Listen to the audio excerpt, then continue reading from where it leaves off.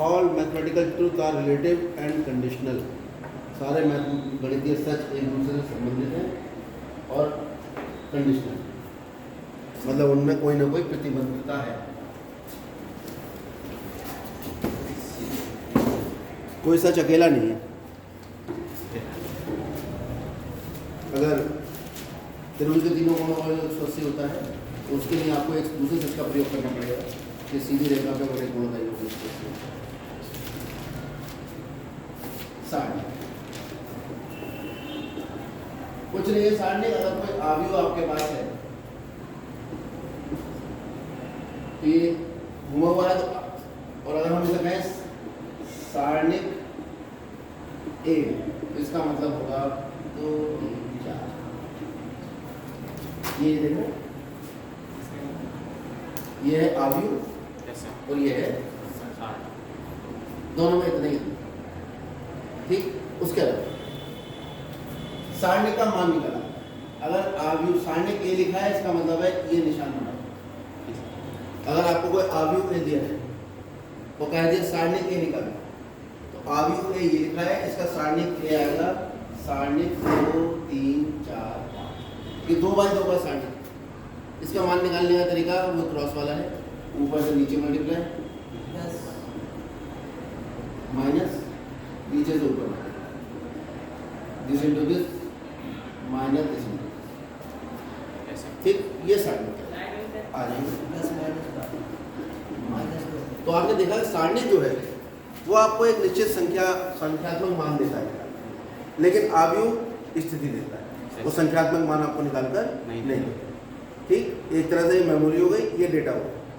Memory का कोई मान नहीं है, डेटा की वैल्यू है 4 MB है, 5 MB है, 8 MB है, ठीक है। ये आपकी मेमोरी है कि भाई किस सेल में जाके कितने बाई कितने पे आपकी लोकेशन जो डेटा स्टोर हो रहा है वो क्या है, ठीक। अच्छा, ये सारणिक। अब ये हमने 2/2 के सारणिक का मान निकाला है। इसे एक चीज और कहते हैं, डिटरमिनेंट ऑफ ए। ये भी लिख देते हैं डिटरमिनेंट, DET, डिटरमिनेंट ऑफ ए। इसलिए सारणिक को इंग्लिश में डिटरमिनेंट भी कहते हैं, ठीक है। चैप्टर में आपने देख लो नाम लिखा होगा डिटरमिनेंट, डिटरमिनेंट्स।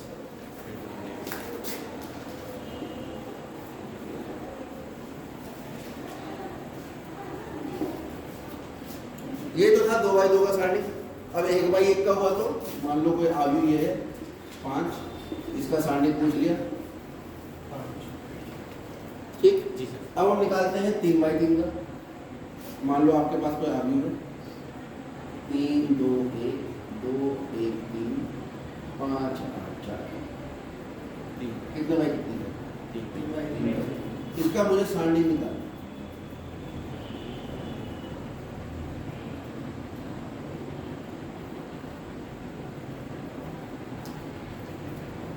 इसका सारणिक निकालने के लिए आपको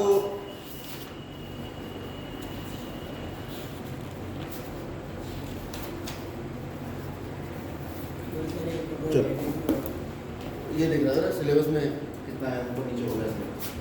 इसके सारणिक का आपको मान निकालना है। इस सारणिक का मान या तो पहली रो से निकलेगा या दूसरी रो से निकलेगा या तीसरी, या पहले कॉलम से निकलेगा, दूसरे कॉलम से निकलेगा या तीसरे कॉलम से निकलेगा।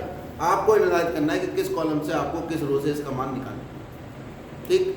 जनरली 99% बच्चे पहली रो से निकालते हैं, उन्हें पता भी नहीं होता है कि किसी और रो से निकल सकता है, ठीक। देखिए कैसे निकलता है। इसके लिए निकाल रहे हैं, इसका एड्रेस क्या है 1 -1 टू द पावर 1 प्लस कितना आगे लिखा है यहाँ पर। अब इस 3 के सापेक्ष जो रो और कॉलम है उन्हें कैंसिल कर दीजिए। कौन कौन? 1 3 बचा, 8 4 बचा, ये बचा 1 3 8 4 1 3 8 4 प्लस, क्योंकि हम पहली रो से कर रहे हैं, ये दूसरा आ गया है इस -1 की घात इसके एड्रेस का योग कितना है, इसका एड्रेस 1 प्लस 2 फिर गुणा 2, फिर इस 1 2 इसका एड्रेस है तो पहली रो और दूसरा कॉलम ऑमिट कर दीजिए, गायब कर दीजिए, पहली रो और दूसरा क्या सर दो बचा? एक आठ दो चार। एक 2 1 8 प्लस फिर आपका -1 की घात, इसका एड्रेस कितना है 1 3 1 + 3 और 5 और अब आप बता दीजिए 1 3 पहला दो रो एक, तीसरा एक, कॉलम 2 1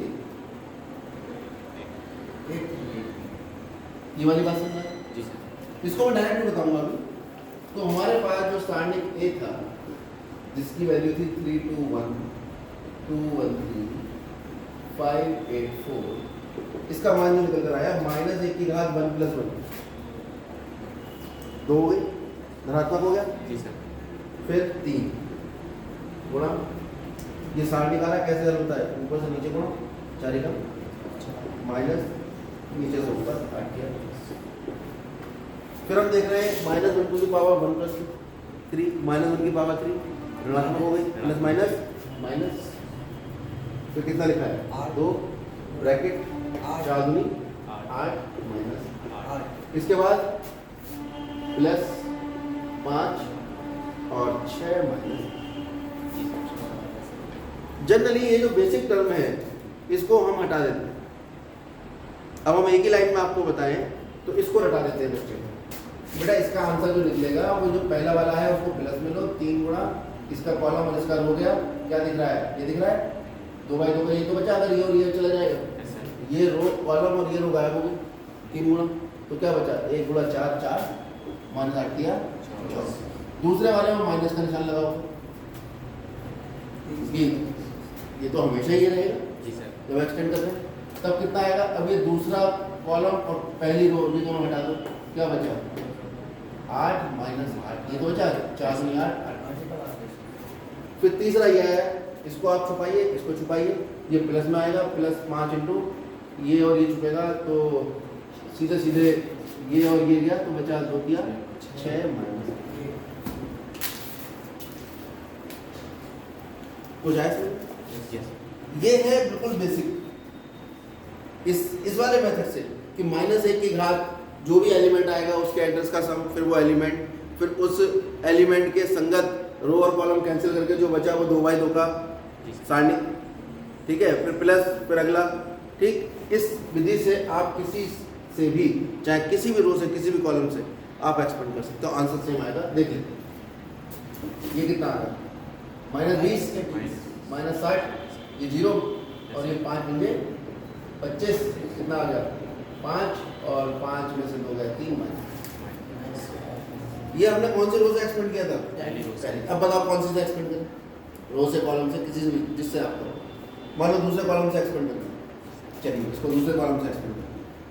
ए बराबर है आपके पास 3 2 1 2 1 3 5 8 4 को दूसरे स्तंभ से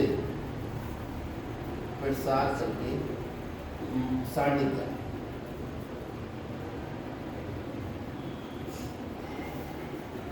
ये है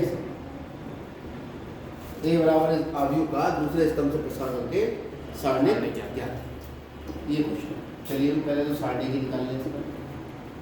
एक नंबर तो इसी बात का है कि आपने आव्यूह और सारणी में अंतर मालूम है, ठीक। कौन से किससे करना है प्रसार? दूसरे कॉलम से। दूसरे कॉलम से। चलिए -1 की घात, इसका एड्रेस बताओ क्या है? 1 + 2 इंटू 2, तो पहला रो और दूसरा कॉलम गायब कर दो, जो ए आप एलिमेंट लेंगे उसके संगत कॉलम और रो गायब कर दो, क्या बचा? 2 1 8 4। फिर दूसरा एलिमेंट ये आएगा, प्लस का निशान, माइनस की घात, इसका एड्रेस क्या है? 2 + 2 2 + 2 गुणा 1 गुणा सारणी बताओ इसके संगत कौन सा है? ये रो और ये कॉलम गायब कर 3 1 5 4 3 1 5 4, फिर प्लस -1 की घात, इसका एड्रेस बताओ? 3 + 2 3 + 2 3 गुणा ये गया, क्या बचा? 3 2 5 8 कितना आ गया? ये तो माइनस में आएगा 2, ये कितना आ गया? 8 - 8, क्यों? ये प्लस में आएगा 1, ये कितना आ गया? 12 - 5, ये कितना आएगा? माइनस में 3 8 या 24 माइनस। ठीक, यस सर कितना आ गया 0, ये कितना आ गया 7, 12 जी सर ये कितना आ गया 14 14 के बैलेंस और 42 7 का माइनस आप इसे चाहे पहले दूसरे कॉलम से निकालो, चाहे तीसरे से निकालो, चाहे दूसरे से निकालो, ये वाला बेसिक रूल जब फॉलो करोगे, यस -1 की घात एड्रेस का योग रो प्लस कॉलम, वो एलिमेंट, फिर उसको जो लोअर कॉलम के संगत आपका वो है उसे कैंसिल करके फिर 2/2 का सारणिक, इस तरह जब आप पढ़ोगे तो आपके पास सारणिक का मान मिलेगा। ठीक है, यस सर पहली एक्सरसाइज खत्म। यही है सारणिक का मान ज्ञात करो, यदि a बराबर ये तो ये बता देता हूँ।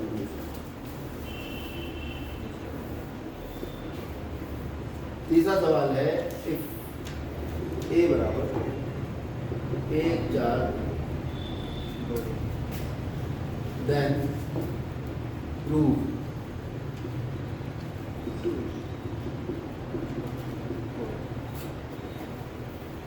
एक्चुअली जो हमारे पास अवयव होता है उसके बाहर अगर कोई संख्या गुणा कर रही होती है तो वो उसके सभी अवयवों को अंदर जाकर गुणा करते हैं इसमें क्या होता है जो बाहर है अगर वो अंदर जाएगा या तो वो किसी एक रो को गुणा करेगा या किसी एक पर, सबको गुणा नहीं करें बस इतनी सी बात। यस तो हम पहले 2a निकाल लेते हैं। 2a कितना आएगा 2 गुणा, अभी तो जब मैंने इसमें सारणी नहीं लगाया तो ये अवयव रहेगा। यस सर ये बेसिक चीज़ें बच्चों को नहीं पता होती, कॉपी चेक करते हैं, इसका ध्यान नहीं देता बच्चा। 1 4 अभी तो बच्चा है वो, अब 2 से अंदर गुणा कर दो, कितना हुआ 2 8 4 तो 2a सारणी कितना है 2 8 4 ठीक। Yes, अब 4 दूनी 8 माइनस 8 कितना आ गया -24। अब हमें निकालना है 4 गुणा मॉड और ये दोनों बराबर होना चाहिए। पहले वो सॉरी मॉड क्या करो, डिटरमिनेंट ऑफ ए निकाल लो। 1 4 2 माइनस 8 कितना आ गया माइनस, और 4 गुणा डिटरमिनेंट ऑफ ए निकालोगे तो 4 गुणा -6 निकालोगे कितना आएगा -24। इसका मतलब 2a equal to 4a equal to -।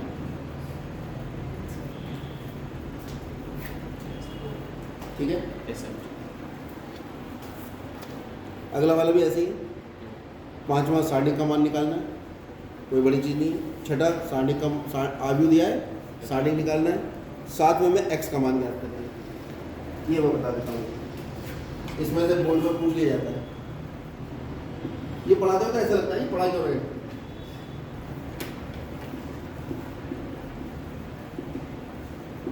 आप ही मान के चलिए पुराना कोर्स में से 50% कोर्स में नहीं है।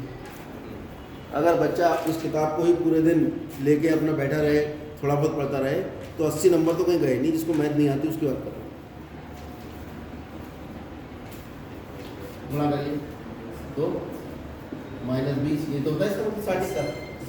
अगर ये अवयव होता तो सीधे सीधे 2x बराबर 2 x बराबर 1, बिल्कुल लेकिन ये अवयव नहीं है, सामने सारणी है। अवयव में घुंडी घुंडी हुई होती है, सारणी में सीधा रहेगा। ये बड़ा ध्यान रखना होता है। ये मॉड की तरह तो 2x² -24 पिछली बार रिपोर्ट में दिया था हमने, एक आध नहीं करा होगा, बाकी सबने इसको अवयव मान के सीधे x का मान 1 निकाल दिया, क्योंकि आंकड़ा भी फिट बैठ रहा है।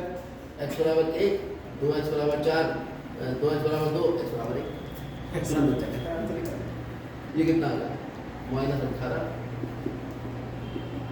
प्लस 24 -24 इधर यस सर कितना हो गया 14 में 60 जाए 6,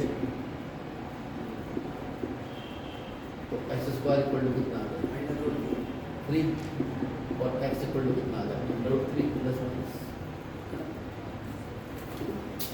और बढ़ते हैं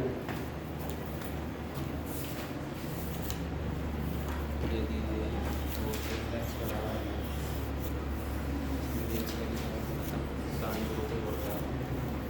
अब क्या बढ़े आगे खत्म हो गए। अब आ गया त्रिभुज का क्षेत्रफल। त्रिभुज का क्षेत्रफल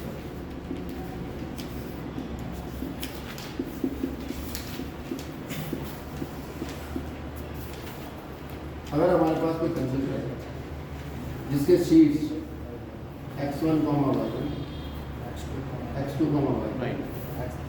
x3 comma y, a b c। तो फिर वही a b c का क्षेत्रफल डायरेक्ट क्या करेंगे, 1/2 x1 y11 x2 y21 x3 y। Actually जो हमने वहां पढ़ा था कक्षा 10 में Yes, sir. कोऑर्डिनेट ज्योमेट्री, जी सर। त्रिभुज का क्षेत्रफल, वो जो सारे मान लिखे थे x गुणा y2 माइनस y1, जी सर। आप देख लो x1 इंटू इसको छुपाओ कितना आएगा y2 minus minus y1 into ये गया x2 माइनस x3 माइनस अंदर डालोगे x3 माइनस x2, जी सर। ठीक है। तो वही जो फार्मूला हमारा था वो सारणिक का ही एक रूप था, सारणिक का सॉल्यूशन था। कौन सा सारणिक का सॉल्यूशन, ठीक है, Yes, यही चतुर्भुज का क्षेत्रफल आ जाएगा, ठीक है। उसको बाद में बात करें, अभी जितना सिलेबस में उसी को बात करें। अगर 3 बिंदु संरेख है तो त्रिभुज का क्षेत्रफल 0 होगा, ठीक है। जी सर। बस इतनी सी बात याद रखिए, आ जाएगा आंसर। अगर उसने कह दिया कि किसी त्रिभुज का क्षेत्रफल इतना है, मान लो त्रिभुज का क्षेत्रफल 5 है, तो आप क्षेत्रफल को प्लस माइनस 5 लेके चलेंगे। एक बार प्लस 5, एक बार माइनस 5, और के 2 माना जाएगा, के हम सब होगा। फटाफट कर दीजिए सारे सवाल। फिर उदाहरण, फिर सवाल। आज का यही काम है।